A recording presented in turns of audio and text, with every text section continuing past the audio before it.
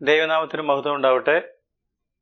വെളിപ്പാട് പുസ്തക പഠനത്തിൽ കഴിഞ്ഞ ആഴ്ച പുസ്തകത്തിൻ്റെ തീം അല്ലെങ്കിൽ പുസ്തകത്തിൻ്റെ പ്രതിപാദ്യ വിഷയം, ആവർത്തിക്കപ്പെടുന്ന പ്രതിപാദ്യ വിഷയം അല്ലെങ്കിൽ പുസ്തകത്തിൻ്റെ പ്രമേയം ആണ് നാം പരിശോധിച്ചത്. നാം കണ്ട പ്രധാനപ്പെട്ട കാര്യം, it is a book of victory. വെളിപ്പാടെന്ന് പറയുന്നത് ജയത്തിൻ്റെ ഒരു പുസ്തകമാണ്. അതുകൊണ്ട് നാം ജയാളികളായിരിക്കണം. അതിനായിട്ട് എല്ലാ സഭകൾക്കും കർത്താവ് ആഹ്വാനം കൊടുക്കുന്നു, പൊതുവായിട്ടും ആഹ്വാനം കൊടുക്കുന്നു. കർത്താവ് ജയിച്ചു, അതുപോലെ എല്ലാ വിശ്വാസികളും ജയാളികളായിരിക്കണം എന്ന് കർത്താവ് നമ്മെക്കുറിച്ച് ആഗ്രഹിക്കുന്നു എന്ന് തിരുവചനത്തിൽ നാം കാണുകയുണ്ടായി. കഴിഞ്ഞ ആഴ്ച നാം ചിന്തിച്ചത് 7-8 വാക്യങ്ങളാണ്. 1-ാം അധ്യായത്തിൻ്റെ 7-8 വാക്യങ്ങൾ. ഇതാ അവൻ മേഘാരൂഢനായി വരുന്നു, ഏത് കണ്ണും അവനെ കുത്തിത്തുളച്ചവരും അവനെ കാണും. ഭൂമിയിലെ ഗോത്രങ്ങളൊക്കെയും അവനെ ചൊല്ലി വിലപിക്കും. ഉവ്വ്, ആമേൻ. ഞാൻ ആൽഫയും ഒമേഗയും ആകുന്നു എന്ന് ഇരിക്കുന്നവനും ഇരുന്നവനും വരുന്നവനുമായി സർവശക്തിയുള്ള ദൈവമായ കർത്താവ് അരുളി ചെയ്യുന്നു. ഇതാ അവൻ മേഘാരൂഢനായി വരുന്നു, ഏത് കണ്ണും അവനെ കുത്തിത്തുളച്ചവരും അവനെ കാണും എന്ന് പറഞ്ഞപ്പോൾ എല്ലാ കണ്ണുകളും കാണുന്ന ഒരു വരവ് കർത്താവിനുണ്ട്. എന്നാൽ അതിനു മുമ്പ് എല്ലാ കണ്ണും കാണാത്ത തരത്തിലുള്ള ഒരു വരവുമുണ്ട് എന്ന് പഠിക്കുകയുണ്ടായി. അങ്ങനെയാണെങ്കിൽ വെളിപ്പാട് പുസ്തകത്തിൻ്റെ സംഭവങ്ങളുടെ ക്രമം, ഓർഡർ ഓഫ് ഇവൻറ്റ്സ് അറിഞ്ഞിരിക്കണം എന്ന് പറഞ്ഞാണ് നമ്മളുടെ കഴിഞ്ഞ ക്ലാസ് അവസാനിച്ചത്. 7 കാര്യങ്ങൾ ഞാൻ ചുരുക്കത്തിൽ കഴിഞ്ഞ പ്രാവശ്യം ഓർമ്മപ്പെടുത്തിയിരുന്നു. ഉൾപ്രാവണം, മഹോപദ്രവം, യേശുവിൻ്റെ മടങ്ങിവരവ്, 1000 ആണ്ട് വാഴ്ച അല്ലെങ്കിൽ സഹസ്രാബ്ദ വാഴ്ച, അന്ത്യന്യായവിധി, തീപ്പൊയ്ക, നിത്യത, പുതിയ ആകാശം, പുതിയ ഭൂമി. ഈ കാര്യങ്ങളാണ് സംഭവങ്ങളുടെ ക്രമം എന്ന് പറഞ്ഞ് കഴിഞ്ഞ ക്ലാസ്സിൽ ഞാൻ പരാമർശിച്ചത്.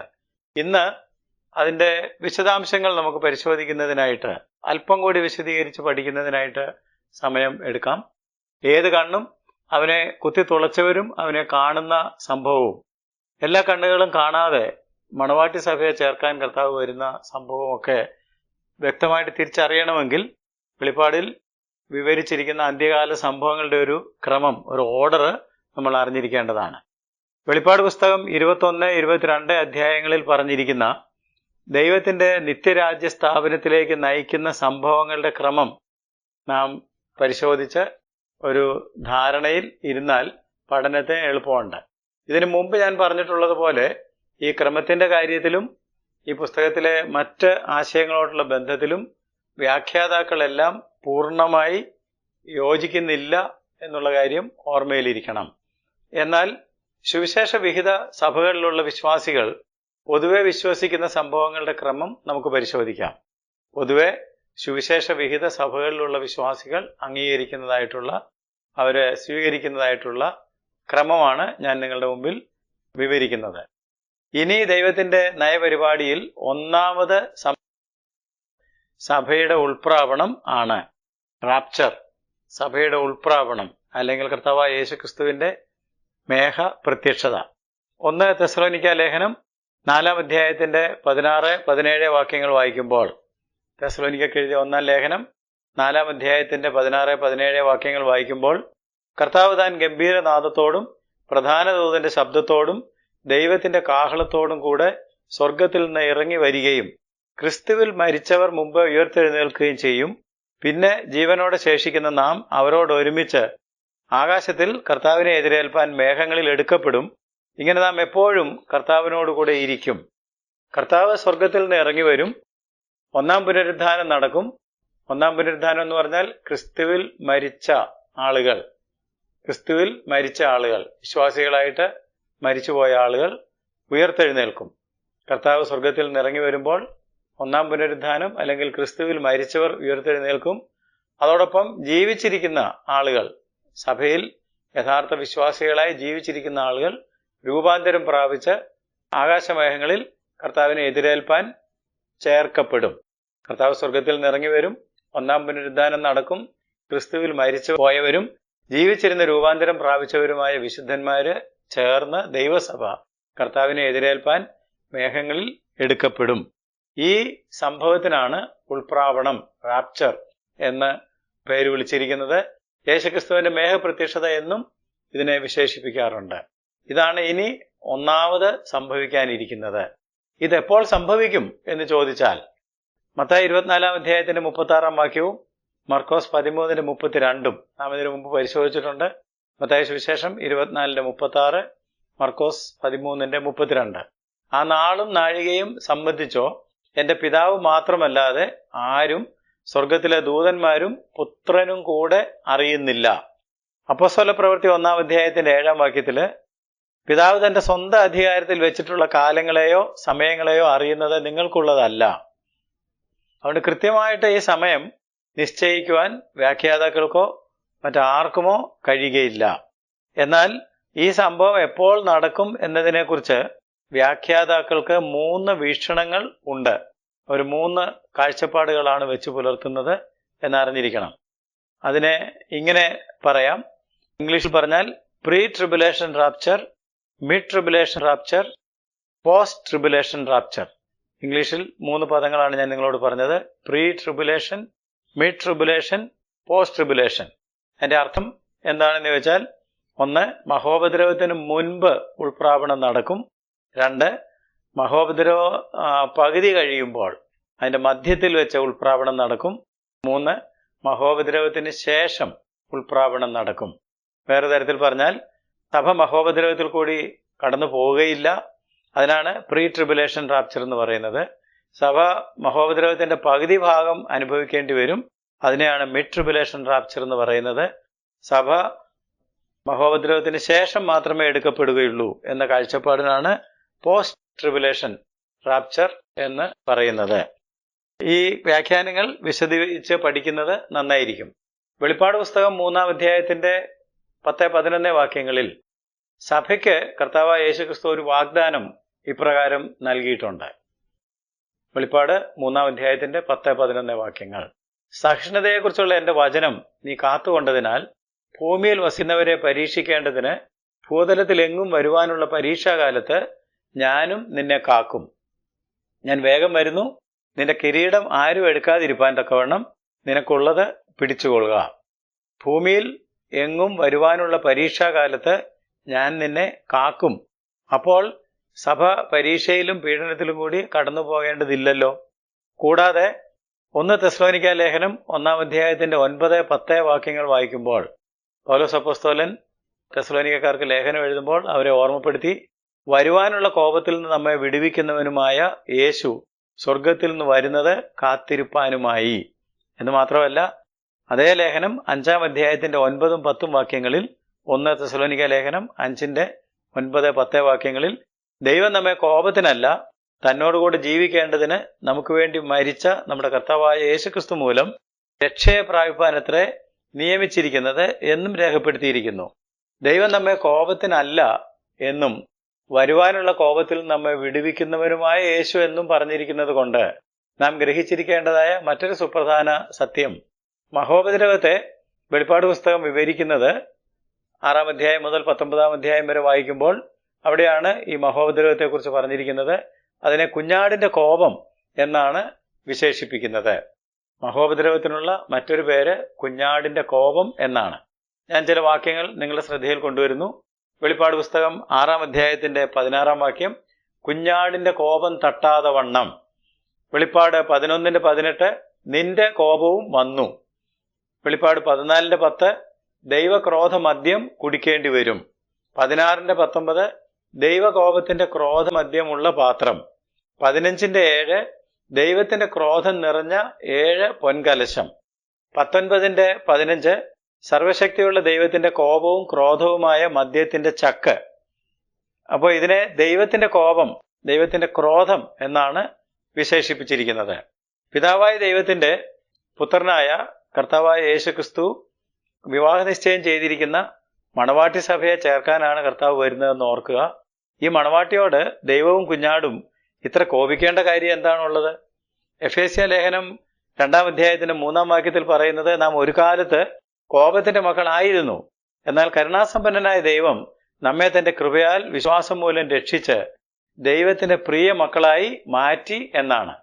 മാത്രമല്ല റോമാലേഖനം 9 അധ്യായത്തിന്റെ 23-24 വാക്യങ്ങൾ, റോമർക്ക് എഴുതിയ ലേഖനം 9 അധ്യായത്തിന്റെ 23-24 വാക്യങ്ങൾ വായിക്കുമ്പോൾ കോപപാത്രങ്ങളായ നമ്മെ ദൈവം കരുണാപാത്രങ്ങളാക്കി മാറ്റുന്നതിനെക്കുറിച്ച് പ്രതിപാദിക്കുന്നു. വളരെ വിശദമായിട്ട് ആ കാര്യം പറയുന്നുണ്ട്. ഒരിക്കൽ കോപപാത്രങ്ങളായിരുന്നു, എന്നാൽ ദൈവം നമ്മെ ഇപ്പോൾ കരുണാപാത്രങ്ങളാക്കി മാറ്റുന്നു.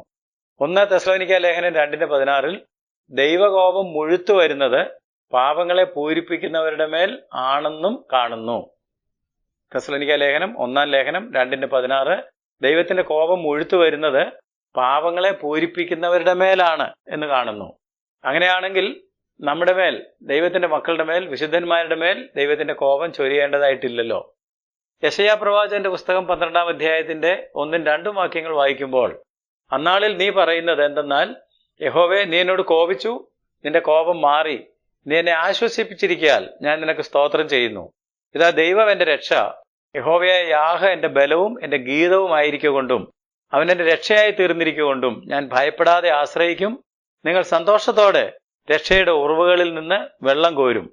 എന്ന് മാത്രവുമല്ല, വെളിപ്പാട് 3-ാം അധ്യായത്തിന്റെ 22-ാം വാക്യം മുതൽ 22-ാം അധ്യായത്തിന്റെ 16-ാം വാക്യം വരെ പരിശോധിക്കുമ്പോൾ ഈ ഭാഗത്ത് ഒരു സ്ഥലത്തും സഭ പരാമർശിക്കപ്പെടുന്നില്ല. വെളിപ്പാട് 6 മുതൽ 19 വരെയാണ് മഹോപദ്രവത്തെക്കുറിച്ച് പറഞ്ഞിരിക്കുന്നതെന്ന് ഞാൻ നേരത്തെ ഓർമ്മപ്പെടുത്തി. ആ ഭാഗത്താണ് ദൈവകോപം വെളിപ്പെട്ടു വരുന്നതിനെക്കുറിച്ചുള്ള വിവരണങ്ങൾ. എന്നാൽ 3:22 മുതൽ 22:16 വരെ മഹോപദ്രവത്തെക്കുറിച്ച് വിവരിക്കുമ്പോൾ സഭയെക്കുറിച്ച് ഒരു തരത്തിലുള്ള പരാമർശവും കാണുന്നില്ല. സഭ അതിനു മുമ്പ് ആകാശമേഘങ്ങളിൽ കർത്താവിന്റെ കൂടെ ചേർക്കപ്പെടുന്നത് കൊണ്ടല്ലേ ഇവിടെ സഭ പരാമർശിക്കപ്പെടാത്തത് എന്നും ചിന്തിക്കുന്നത് നന്നായിരിക്കും. സഭയുടെ ഉൾപ്രാവണത്തിന് ശേഷം നാം മുന്നോട്ട് പോവുകയാണ്. ഒന്നാമത്തെ സംഭവം സഭയുടെ ഉൾപ്രാവണം അല്ലെങ്കിൽ കർത്താവിന്റെ മേഘപ്രത്യക്ഷത. അതിനുശേഷം 2 തലങ്ങളിലാണ് കാര്യങ്ങൾ മുന്നേറുന്നത്. 1, എടുക്കപ്പെട്ട സഭയും കർത്താവും സ്വർഗത്തിൽ. 2, എടുക്കപ്പെടാത്ത മനുഷ്യർ ഭൂമിയിൽ. വെളിപ്പാട് പുസ്തകത്തിൽ കൂടുതൽ വിവരിക്കുന്നത് ഭൂമിയിൽ ശേഷിക്കുന്ന മനുഷ്യരെ കുറിച്ചായതുകൊണ്ട് മിക്ക വ്യാഖ്യാതാക്കളും സ്വർഗത്തിൽ എന്ത് നടക്കുന്നു എന്ന് പഠിക്കാറില്ല. എടുക്കപ്പെട്ട സഭയ്ക്കും കർത്താവിനും സ്വർഗത്തിൽ ധാരാളം കാര്യങ്ങൾ നടപടിയിലാക്കാനുണ്ട് എന്ന് ബൈബിൾ വെളിപ്പെടുത്തുന്നു. ചുരുക്കത്തിൽ ഞാൻ നിങ്ങളെ ഓർമ്മപ്പെടുത്തിയാൽ, ക്രിസ്തുവിന്റെ നാൾ, ക്രിസ്തുവിന്റെ ന്യായാസനം, പ്രതിഫലങ്ങൾ മുതലായവ നാം പഠിക്കുകയാണെങ്കിൽ എടുക്കപ്പെട്ട സഭയ്ക്ക് ക്രിസ്തുവിന്റെ നാൾ അനുഭവിക്കുവാൻ കഴിയും. അവർ ക്രിസ്തുവിന്റെ ന്യായാസനത്തിന്റെ മുമ്പിൽ വെളിപ്പെട്ട് അവരുടെ പ്രവർത്തനങ്ങൾ ഇവാലുവേറ്റ് ചെയ്യും അല്ലെങ്കിൽ വിലയിരുത്തപ്പെടും. അതിന്റെ അടിസ്ഥാനത്തിൽ പ്രതിഫലങ്ങളും നൽകപ്പെടും. എന്നാൽ ഇതിന് വിപരീതമായിട്ട് ദൈവത്തിന്റെ നാൾ, വെള്ളസിംഹാസനം, ശിക്ഷാവിധി, ഈ കാര്യങ്ങളും നമുക്ക് പിന്നീട് കാണാനായിട്ട് സാധിക്കും. ദൈവത്തിന്റെ നാളും ക്രിസ്തുവിന്റെ നാളും തമ്മിൽ വ്യത്യാസമുണ്ട്. ക്രിസ്തുവിന്റെ ന്യായാസനവും വെള്ളസിംഹാസനവും തമ്മിൽ വ്യത്യാസമുണ്ട്. പ്രതിഫലവും ശിക്ഷാവിധിയും തമ്മിലും വ്യത്യാസമുണ്ട്. ഇത് രണ്ടും വേർതിരിച്ച് പഠിക്കേണ്ടതാണ്. നമ്മുടെ പഠനം മുന്നോട്ട് പോകുമ്പോൾ ഇതേക്കുറിച്ച് നാം കൂടുതൽ ചിന്തിക്കുന്നതായിരിക്കും. ഇപ്പോൾ തന്നെ പഠിക്കാൻ താല്പര്യമുള്ള ആളുകൾക്ക് വേണ്ടി ചില വാക്യങ്ങൾ മാത്രം ഞാൻ പറഞ്ഞു വെക്കാം. ക്രിസ്തുവിന്റെ നാൾ പരാമർശിക്കപ്പെടുന്ന വാക്യങ്ങൾ: 1 കൊരിന്ത്യ ലേഖനം 1:8, 5-ാം അധ്യായത്തിന്റെ 5, 2 കൊരിന്ത്യ ലേഖനം 1:14, ഫിലിപ്പിയ ലേഖനം 1:4, 10, 2-ാം അധ്യായത്തിന്റെ 16-ാം വാക്യം. ഒന്നുകൂടെ പറയാം. 1 കൊരിന്ത്യ ലേഖനം 1:8, 5:5, 2 കൊരിന്ത്യ ലേഖനം 1:14, ഫിലിപ്പിയ ലേഖനം 1:4, 1:10, 2-ാം അധ്യായത്തിന്റെ 16-ാം വാക്യം. എന്നാൽ ദൈവത്തിന്റെ നാളിനെ കുറിച്ച് യെശയ്യാ പ്രവാചകന്റെ പുസ്തകം 2:12, മലാഖി 4:5, യോവേൽ 2-ാം അധ്യായത്തിന്റെ 1 മുതൽ 12 വരെ, അപ്പോസ്തല പ്രവൃത്തി 2:20, 2 പത്രോസ് 3:10 ഈ വാക്യങ്ങളിൽ നാം കാണുന്നു. ഒന്നുകൂടെ പറയാം. യെശയ്യാവ് 2:12, മലാഖി 4:5, യോവേൽ 2:1 മുതൽ 12 വരെ, അപ്പോസ്തല പ്രവൃത്തി 2:20, 2 പത്രോസ് 3:10. ദൈവത്തിന്റെ നാളും ക്രിസ്തുവിന്റെ നാളും കമ്പയർ ചെയ്ത് പഠിക്കാൻ ഈ വാക്യങ്ങൾ നിങ്ങളെ സഹായിക്കും. ക്രിസ്തുവിന്റെ ന്യായാസനം 2 കൊരിന്ത്യ ലേഖനം 5:10 റോമാലേഖനം 14:10 പരാമർശിക്കപ്പെടുന്നു. ക്രിസ്തുവിന്റെ ന്യായാസനം 2 കൊരിന്ത്യ ലേഖനം 5:10, റോമാലേഖനം 14:10. എന്നാൽ വെള്ളസിംഹാസനം വെളിപ്പാട് പുസ്തകം 20-ാം അധ്യായത്തിന്റെ 11 മുതൽ 15 വരെയുള്ള വാക്യങ്ങൾ. പ്രതിഫലം നൽകുന്നതിനെ കുറിച്ച് ഗലാത്യ ലേഖനം 6:7, എഫേസ് ലേഖനം 6:8, വെളിപ്പാട് 22:12. ശിക്ഷാവിധിയെക്കുറിച്ച് വെളിപ്പാട് 20:11 മുതൽ 15 വരെയും. ഈ വാക്യങ്ങൾ താരതമ്യപ്പെടുത്തി പഠിച്ചാൽ എടുക്കപ്പെട്ട സഭയ്ക്ക് സ്വർഗത്തിൽ ക്രിസ്തുവിന്റെ നാളിൽ ക്രിസ്തുവിന്റെ ന്യായാസനത്തിന് മുമ്പിൽ ചെന്ന് അവരുടെ പ്രവർത്തനം വിലയിരുത്തപ്പെടുകയും പ്രതിഫലങ്ങൾ പ്രാപിക്കുകയൊക്കെ ചെയ്യുന്ന ഒരു പ്രവൃത്തി അവിടെ തുടരുന്നുണ്ട് എന്നത് നമുക്ക് പഠിക്കുവാനായിട്ട് സാധിക്കും. എന്നാൽ ഭൂമി കേന്ദ്രീകൃതമായി ചിന്തിക്കുമ്പോൾ സഭയുടെ ഉൾപ്രാവണത്തിന് ശേഷമുള്ള സുപ്രധാന സംഭവം മഹോപദ്രവമാണ്. രണ്ടാമത്തെ സംഭവത്തിലേക്ക് നാം വരികയാണ്. ഒന്നാമത്തേത് ഉൾപ്രാവണമായിരുന്നു, രണ്ടാമത്തേത് മഹോപദ്രവമാണ്, ദ ഗ്രേറ്റ് ട്രിബുലേഷൻ. വെളിപ്പാട് 6 മുതൽ 19 വരെയുള്ള അധ്യായങ്ങൾ ഇതിന്റെ വിശദാംശങ്ങൾ വെളിപ്പെടുത്തുന്നു. ഈ അധ്യായങ്ങൾ വിവരിക്കുന്ന കുറെ അധികം ബാധകൾ ഈ ഭൂമിയിൽ ഈ കാലഘട്ടത്തിൽ നടക്കും. പ്രധാനമായി ഈ കാലഘട്ടത്തിൽ 7 മുദ്രകൾ തുറക്കുകയും 7 കാഹളങ്ങൾ ധ്വനിപ്പിക്കുകയും 7 കലശങ്ങൾ എറിയുകയും ചെയ്യുന്നതായിട്ടുള്ള സന്ദർഭത്തിൽ വിവിധ തരത്തിലുള്ള പീഡകൾ ഭൂമിയിൽ നടക്കുന്നതായിട്ട് പുസ്തകം വെളിപ്പെടുത്തുന്നു. അതിലേറ്റവും സുപ്രധാനമായിട്ടുള്ളത് അധർമ്മമൂർത്തിയും നാശയോഗ്യനുമായവൻ വെളിപ്പെടും. 2 തെസ്സലോനിക്ക ലേഖനം 2-ാം അധ്യായത്തിന്റെ 3-4 വാക്യങ്ങൾ. അവൻ ദൈവം എന്ന് നടിച്ച് സകലത്തിനും മീതെ തന്നെത്താൻ ഉയർത്തുന്ന എതിരാളി അത്രേ. ദാനിയേൽ പ്രവചനം 9:27 മ്ലേച്ഛതകളുടെ ചെറുകിന്മേൽ ശൂന്യമാക്കുന്നവൻ വരും എന്നും രേഖപ്പെടുത്തിയിരിക്കുന്നു. രണ്ടാമതായിട്ട് ദൈവകോപം വെളിപ്പെട്ടു വരും. അധർമ്മമൂർത്തി വെളിപ്പെട്ടു വരും, ദൈവകോപം വെളിപ്പെട്ടു വരും. മൂന്നാമതായിട്ട് ദൈവം മനുഷ്യനിർമ്മിതമായ രാഷ്ട്രീയ, സാമൂഹിക, സാമ്പത്തിക, മത വ്യവസ്ഥിതികളെ തച്ചുടയ്ക്കും. അതിനുശേഷമാണ് ദൈവരാജ്യം ഭൂമിയിൽ സ്ഥാപിക്കുന്നതിനായി യേശു ഭൂമിയിലേക്ക് മടങ്ങി വരുന്നത്. മഹോപദ്രവ കാലത്തിന്റെ ദൈർഘ്യം 7 കൊല്ലക്കാലമാണെന്ന് പ്രവചന പുസ്തകങ്ങൾ വ്യക്തമാക്കുന്നു. പ്രത്യേകിച്ച് ഡാനിയേൽ പ്രവചനവും യോഹന്നാന്റെ വെളിപ്പാടും വായിക്കുമ്പോൾ ദാനിയേൽ പ്രവചനത്തിൽ ദാനിയേലിന്റെ 70 ആഴ്ചവട്ട ദർശനം പഠിക്കുക. കുറഞ്ഞ വർഷം ദാനിയേൽ പ്രവചനം 9-ാം അധ്യായത്തിന്റെ 25 മുതൽ 27 വരെ വായിക്കുക. ഈ കാലഘട്ടത്തിൽ, അതായത് ഈ 7 കൊല്ല കാലഘട്ടത്തിൽ ആഗോള വ്യാപകമായി കഷ്ടതകളും പീഡനവും ഉണ്ടാകും. ഈ 7 വർഷ കാലഘട്ടത്തെ 2ആയി തിരിച്ചിരിക്കുന്നുവെന്ന് പ്രവചനങ്ങൾ വെളിപ്പെടുത്തുന്നു. അതായത് 7 കൊല്ലത്തെ 3.5 വീതം 2ആയിട്ട്, 3.5 3.5 3.5 അധികം 3.5 സമം 7. ഈ കാര്യങ്ങളെ സാധൂകരിക്കുന്ന പരാമർശങ്ങൾ ദാനിയേൽ പ്രവചനത്തിലും വെളിപ്പാട് പുസ്തകത്തിലും ധാരാളമായിട്ട് നമുക്ക് കാണാനായിട്ട് സാധിക്കും. ദാനിയേൽ പ്രവചനം 9-ാം അധ്യായത്തിന്റെ 27-ാം വാക്യം വായിക്കുമ്പോൾ അവൻ ഒരാഴ്ചവട്ടത്തേക്ക് പലരോടും നിയമത്തെ കഠിനമാക്കും. ആഴ്ചവട്ടത്തിന്റെ മധ്യേ അവൻ ഹനനയാഗവും ഭോജനയാഗവും നിർത്തലാക്കിക്കളയും. ദാനിയേൽ പ്രവചനം 9:27 ആഴ്ചവട്ടത്തിന്റെ മധ്യേ എന്ന് പറഞ്ഞിരിക്കുന്നത് ഈ ഒരാഴ്ചയെ അല്ലെങ്കിൽ 7 കൊല്ലത്തെ 2ആയിട്ട് വിഭജിക്കും എന്നുള്ളതിന്റെ സൂചനയാണ്. വെളിപ്പാട് 11-ാം അധ്യായത്തിന്റെ 2-3 വാക്യങ്ങളിൽ ജാതികൾ വിശുദ്ധ നഗരത്തെ 42 മാസം ചവിട്ടും. 42 മാസം എന്ന് പറഞ്ഞാൽ 3.5 വർഷമാണല്ലോ. വെളിപ്പാട് 12:6 അവിടെ അവളെ 1260 ദിവസം പോറ്റും. 1260 ദിവസം എന്ന് പറഞ്ഞാൽ വീണ്ടും 42 മാസം അല്ലെങ്കിൽ 3.5 വർഷം. 12-ാം അധ്യായത്തിന്റെ 14-ാം വാക്യത്തിൽ അവിടെ അവളെ സർപ്പത്തോടകലെ 1 കാലവും 2 കാലവും അരക്കാലവും പോറ്റി രക്ഷിച്ചു. 1 കാലം, 2 കാലം, അരക്കാലം. 1 അധികം 2 അധികം അര സമം 3.5. 13-ാം അധ്യായത്തിന്റെ 5-ാം വാക്യത്തിൽ 42 മാസം പ്രവർത്തിപ്പാൻ അധികാരം ലഭിച്ചു. 42 മാസം 3.5 വർഷമാണല്ലോ. ദാനിയേൽ പ്രവചനം 7:25 കാലവും കാലങ്ങളും കാലാംശവും അവർ അവന്റെ കയ്യിൽ ഏൽപ്പിക്കപ്പെട്ടിരിക്കും. കാലം, കാലങ്ങൾ, കാലാംശം. കാലം എന്ന് പറഞ്ഞാൽ 1, കാലങ്ങൾ എന്ന് പറഞ്ഞാൽ 2, കാലാംശം എന്ന് പറഞ്ഞാൽ അര. 2, 1, 3 വരെ 3.5. ദാനിയേൽ പ്രവചനം 12:7 കാലവും കാലങ്ങളും കാലാർത്ഥവും. കാലം, കാലങ്ങൾ, കാലാർത്ഥം. കാലത്തിന്റെ അർത്ഥം പകുതി. 1 അധികം 2 അധികം അര. കാലം എന്ന് പറഞ്ഞാൽ 1, കാലങ്ങൾ എന്ന് പറഞ്ഞാൽ 2, കാലത്തിന്റെ അർത്ഥം അര. അങ്ങനെ 2, 1, 3 വരെ 3.5. അപ്പൊ ഇങ്ങനെ 3.5 ആയി 2 ഭാഗമായിട്ട് മഹോപദ്രവത്തെ തിരിച്ചിട്ടുണ്ട്. മഹോപദ്രവം 7 വർഷം കൊണ്ട് അവസാനിക്കുമ്പോൾ 3-ാമത്തെ പ്രധാനപ്പെട്ട സംഭവമാണ് നടക്കുന്നത്. കർത്താവായ യേശുക്രിസ്തു രാജാവായി ഭൂമിയിലേക്ക് മടങ്ങി വരും. 1 സഭയുടെ ഉൾപ്രാവണം, 2 മഹോപദ്രവം. മഹോപദ്രവത്തിന് ശേഷം 7 വർഷം കഴിയുമ്പോൾ കർത്താവായ യേശുക്രിസ്തു തന്റെ രാജ്യം ഭൂമിയിൽ സ്ഥാപിക്കുന്നതിനായിട്ട് ഭൂമിയിലേക്ക് മടങ്ങി വരും. ഇതിനെ യേശുവിന്റെ മഹത്വ പ്രത്യക്ഷത എന്നും വിശേഷിപ്പിക്കുന്നു. വെളിപ്പാട് പുസ്തകം 1-ാം അധ്യായത്തിന്റെ 7-ാം വാക്യത്തിൽ നാം നേരത്തെ വായിച്ച ഇതാ അവൻ മേഘാരൂഢനായി വരുന്നു, ഏത് കണ്ണും അവനെ കുത്തിത്തുളച്ചവരും അവനെ കാണും എന്ന് വെളിപ്പെടുത്തിയിരിക്കുന്നത് ഈ സംഭവത്തെയാണ്. യൂദായുടെ ലേഖനം 1-ാം അധ്യായത്തിന്റെ 15-ാം വാക്യത്തിൽ കർത്താവ് 1000 വിശുദ്ധന്മാരോടുകൂടെ വന്നിരിക്കുന്നു എന്ന് രേഖപ്പെടുത്തിയിരിക്കുന്നു. യൂദ 15-ാം വാക്യം, കർത്താവ് 1000 വിശുദ്ധന്മാരോടുകൂടെ വന്നിരിക്കുന്നു. ഇത് കുറെ കൂടി ആംപ്ലിഫൈഡ് ആയിട്ട്, കുറെ കൂടി വിശദമായിട്ട് മനസ്സിലാകണമെങ്കിൽ വെളിപ്പാട് 19-ാം അധ്യായത്തിന്റെ 11 മുതൽ 16 വരെയുള്ള വാക്യങ്ങൾ വായിച്ച് പഠിക്കേണ്ടതാണ്. പുറകെ നാം ഇതൊക്കെ പഠിക്കുന്നതായിരിക്കും.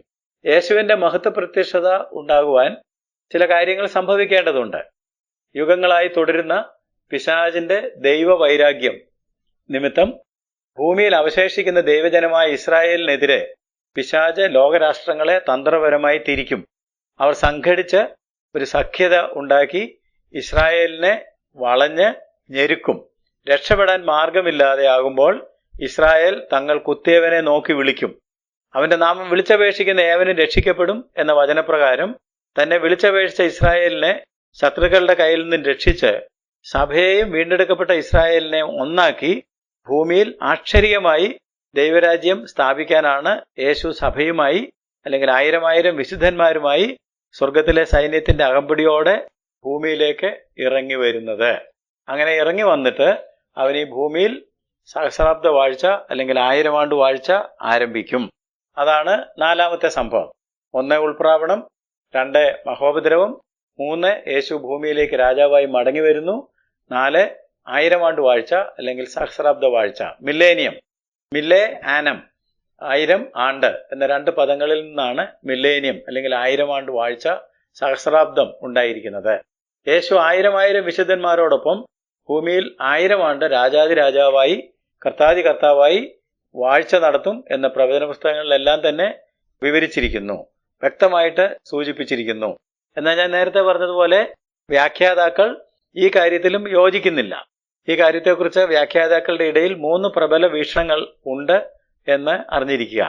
അതിനെ ഇങ്ങനെ ഇംഗ്ലീഷിൽ പറയാം: പോസ്റ്റ് മില്ലേനിയലിസം, അമില്ലേനിയലിസം ആൻഡ് പ്രീ മില്ലേനിയലിസം.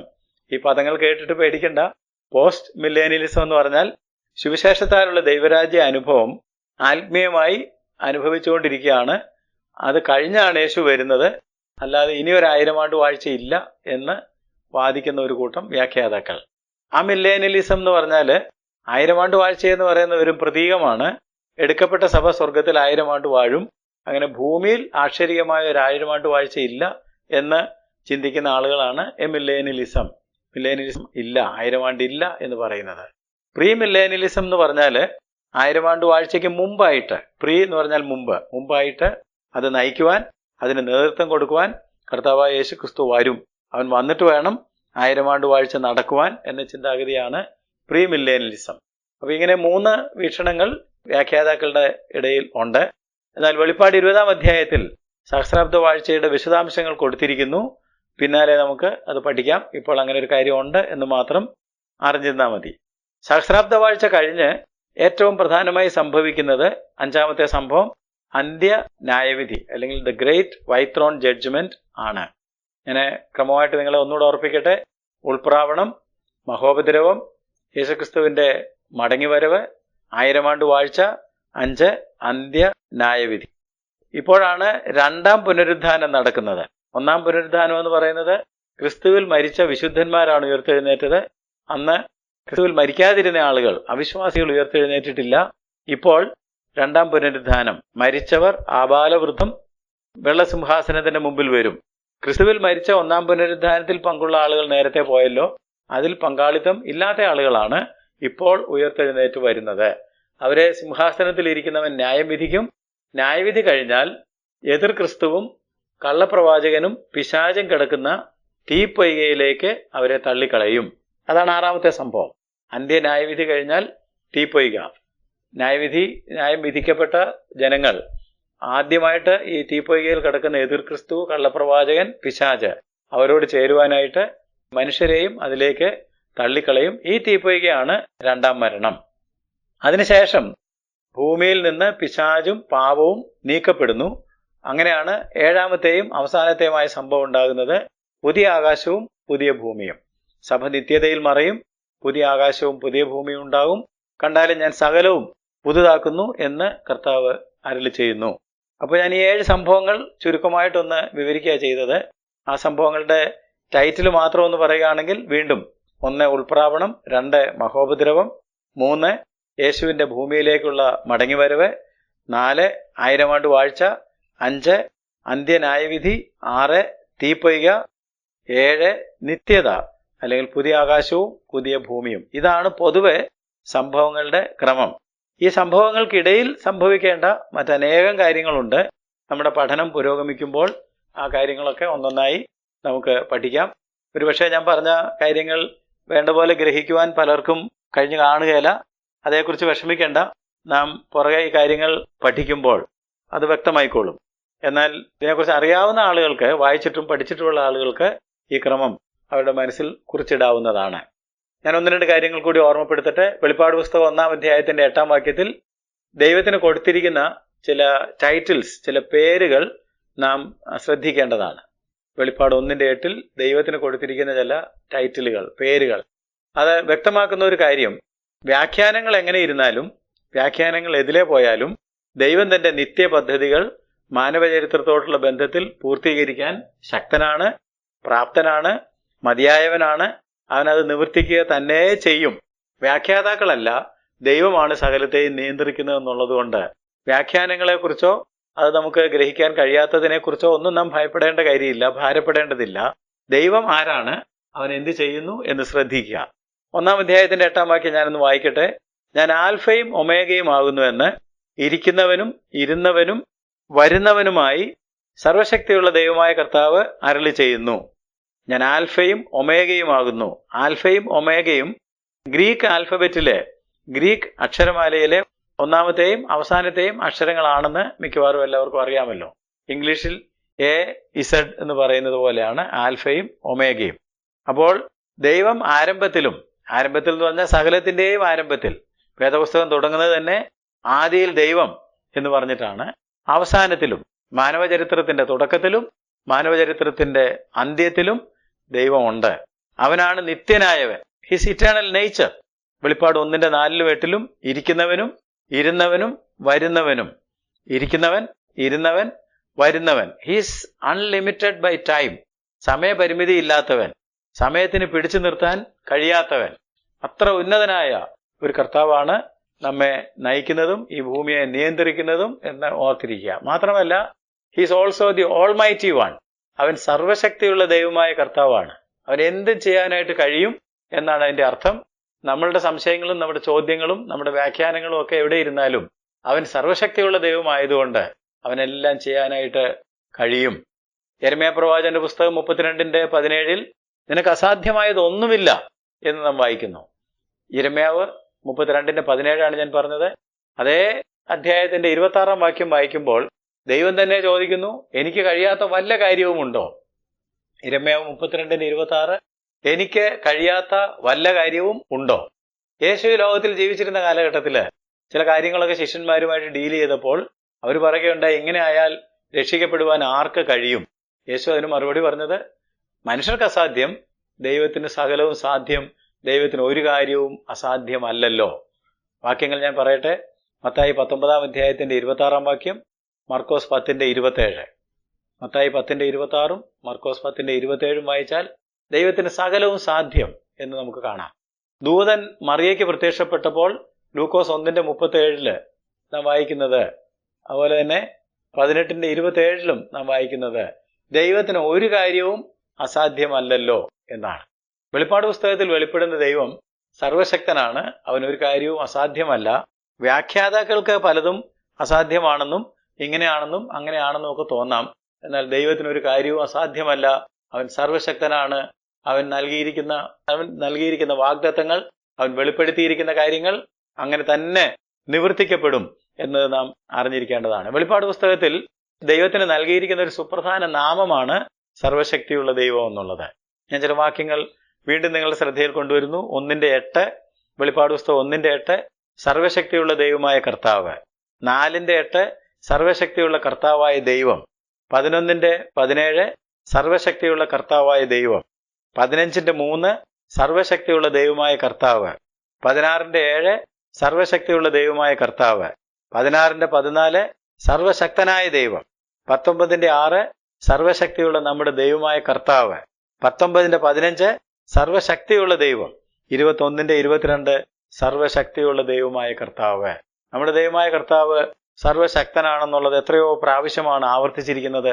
ഞാൻ ആ വാക്യങ്ങൾ മാത്രം ഒരു പ്രാവശ്യം കൂടെ എഴുതിയെടുക്കാൻ കഴിയാത്തവർക്ക് വേണ്ടി പറയട്ടെ. വെളിപ്പാട് 1-8, 4-8, 11-17, 15-3, 16-7, 16-14, 19-6, 19-15,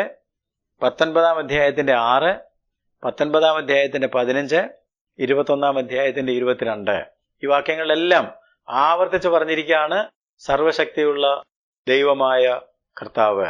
നമ്മുടെ ദൈവം സർവശക്തനാണ് എന്നത് നാം എപ്പോഴും ഓർത്തിരിക്കേണ്ടതാണ്. വെളിപ്പാട് 1:8 നമ്മുടെ പിതാവായ ദൈവത്തെയാണ് അവൻ ആൽഫയും ഒമേഗയും എന്ന് വിശേഷിപ്പിച്ചിരിക്കുന്നത്. 21-6 വാക്യത്തിലും ഞാൻ ആൽഫയും ഒമേഗയും ആദിയും അന്തവുമാകുന്നു എന്ന് രേഖപ്പെടുത്തിയിട്ടുണ്ട്. എന്നാൽ ഇതേ പേര്, ഇതേ ടൈറ്റിൽസ് പുത്രനായ യേശുക്രിസ്തുവിന് നൽകിയിരിക്കുന്നു എന്നുള്ളതും ശ്രദ്ധേയമാണ്.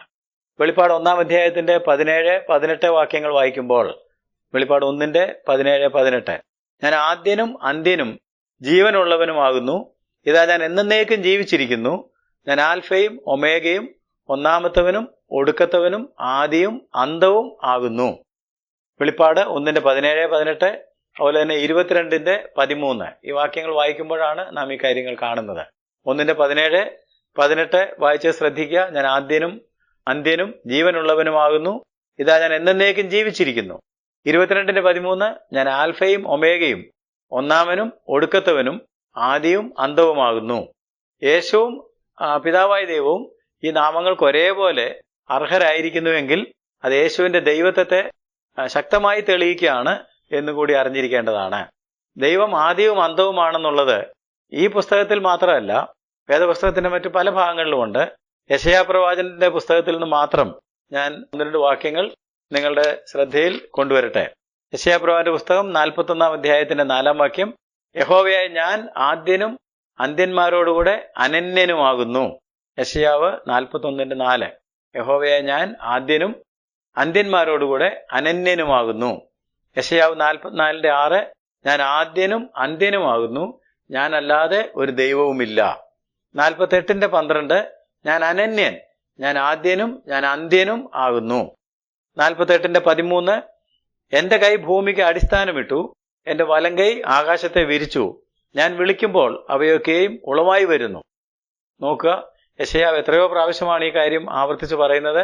യെശയ്യാവ് 41:4, 44:6, 48:12, 13 വാക്യങ്ങൾ ഒക്കെ നോക്കുമ്പോൾ ദൈവം ആദ്യനാണ്, അന്ത്യനാണ്, അനന്യനാണ്, സർവശക്തനാണ്, അവന് കഴിയാത്ത ഒരു കാര്യവുമില്ല. ഈ കാര്യങ്ങൾ ആവർത്തിച്ച് പറഞ്ഞിരിക്കുകയാണ്.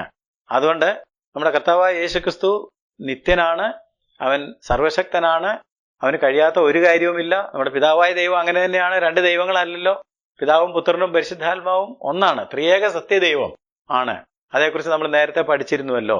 അതുകൊണ്ട് ഈ പറഞ്ഞ സംഭവങ്ങളുടെ ക്രമം നാം പരിശോധിക്കുമ്പോൾ അതിനകത്ത് അല്പസ്വല്പം ആശയവ്യത്യാസങ്ങളൊക്കെ ഉണ്ടെങ്കിൽ തന്നെ ഞാൻ തുടക്കത്തിൽ ഒരു ക്ലാസ്സിൽ ഓർമ്മപ്പെടുത്തിയിരുന്നു, ആളുകൾ തമ്മിൽ യോജിക്കാത്തത് നമ്മൾ വിഷയമാക്കേണ്ടതില്ല. ഒരു കാര്യത്തെക്കുറിച്ച് നമുക്ക് കാഴ്ചപ്പാടുണ്ടായാൽ മതി.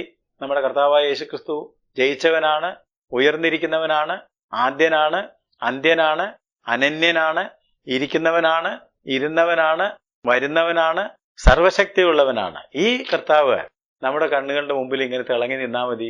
ആരെങ്കിലുമൊക്കെ പറഞ്ഞ വ്യാഖ്യാനങ്ങളോ ഞാൻ പറഞ്ഞ ചില പദങ്ങളോ ഒന്നും നിങ്ങളെ അമ്പരിപ്പിക്കേണ്ട. Pre tribulation, mid tribulation, post tribulation എന്നൊക്കെ കേട്ട് കാണും.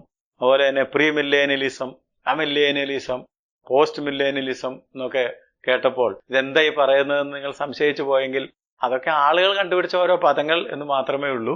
അതൊന്നും പ്രധാനപ്പെട്ട കാര്യങ്ങളല്ല. ഏറ്റവും പ്രധാനപ്പെട്ടത് നമ്മെ ചേർക്കുവാൻ നമ്മുടെ കർത്താവായ യേശുക്രിസ്തു വേഗം വരുന്നു.